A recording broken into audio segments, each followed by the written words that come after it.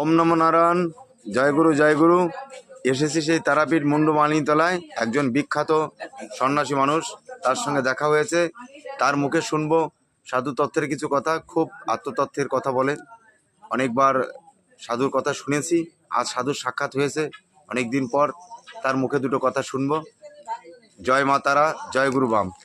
এই যে আমরা রয়েছি এখন মুন্ডমানিতলায়, সিঁড়িতে চতুর্দিকে সাধু মহাত্মারা এসেছেন, আর আমাদের মাঝে রয়েছে সেই গিরি, আমাদের দীপক গিরি, আর রয়েছে আমাদের মধ্যে সাগর মহারাজ। এখন সাগর মহারাজের কাছ থেকে দুটো ভক্তিমূলক কথা শুনবো।